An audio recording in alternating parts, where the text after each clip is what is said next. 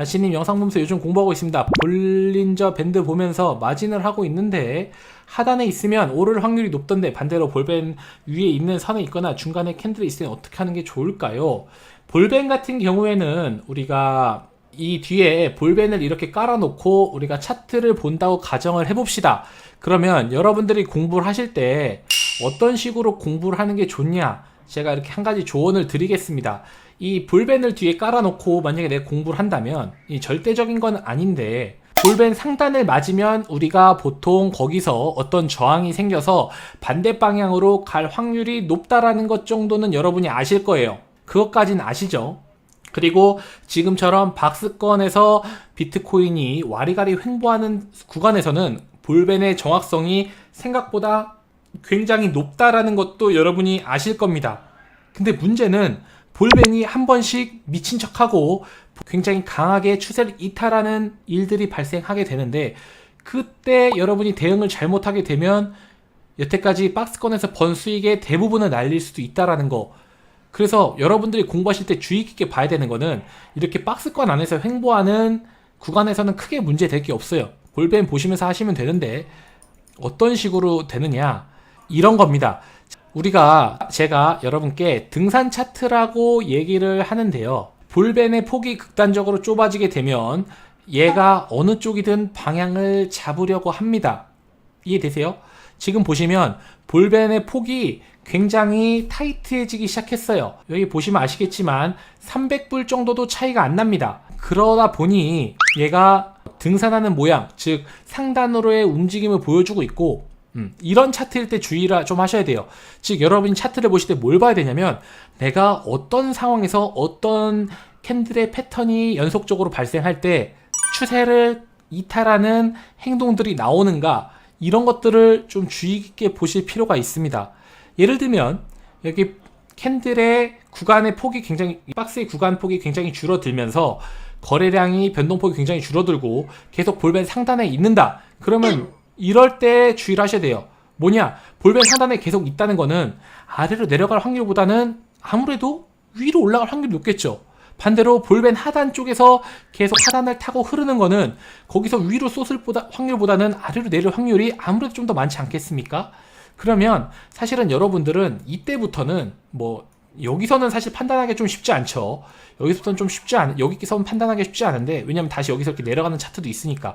이렇게 꾸준히 꽤 오랜 시간 동안 볼펜을 타고 흐른다, 오른다, 이러면 이때는 그냥 투자를 하지 말고 지켜보는 겁니다. 이게 바로 들어갈 때와 나올 때를 잘 할 줄 아는 사람인 거예요. 물론 여기서 여러분 롱에 베팅해서 이거를 먹으면 베리 나이스죠. 아주 나이스죠. 근데 이거를 먹을 수도 있지만 반대로 여기서 아래로 내리 꼽으면서 입을 벌리는 경우도 있어요. 그런 패턴도 있습니다. 제가 그런 패턴을 보여드릴게요.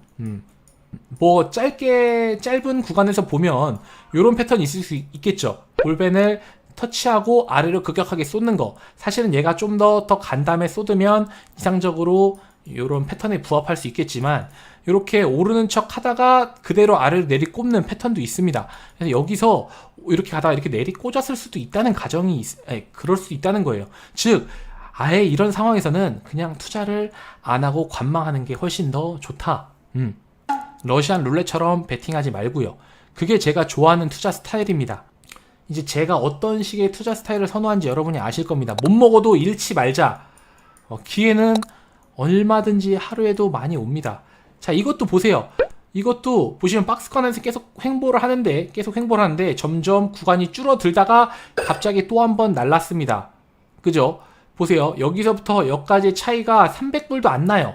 그러다가 볼펜 상단을 타고 올라가는 척 하면서 한 번에 위로 쐈어요. 이해되십니까? 여러분이 여기서 만약에 내가 볼펜을 뚫었는데 윗꼬리를 그리면서 상승 추세가 약해지고 있네 라고 생각을 잘못 판단을 내려서 여기서 숏을 잡았다고 생각을 해보면 굉장히 끔찍한 대참사가 발생하게 됩니다. 아셨죠? 그래서 여러분들이 볼펜은 박스권 안에서는 쓸만하지만 박스권 밖으로 가끔씩 크게 추세 이탈을 하는 경우가 있고 그때 굉장히 여러분이 손해를 많이 보게 됩니다. 그래서 어느 상황에서 박스권 이탈을 많이 하는지를 여러분들이 과거 차트를 보시면서 눈에 익히시는 것도 굉장히 도움이 돼요. 볼벤을 쓰시겠다고 하시면. 아셨죠? 그래서 우리가 보조지표 같은 경우에는 대부분 다 후행지표입니다. 저는 볼륨 빼고는 사실 잘 안 봐요. 볼륨 빼고는 잘 안 보긴 하는데 박스권 안에서는 볼벤 정도는 나쁘지 않다. 아셨죠? 그래서 여러분들이 어떻게 공부하면 좋은지에 대한 방향을 또 하나 알려드렸습니다. 코딱지만큼 먹더라고 또 안전하게. 맞아요. 장이 안 좋을 때는 코딱지만큼 먹고, 장이 좋을 때는 좀 더 많이 먹고, 대왕 코딱지만큼 먹고, 그렇게 하시면 됩니다.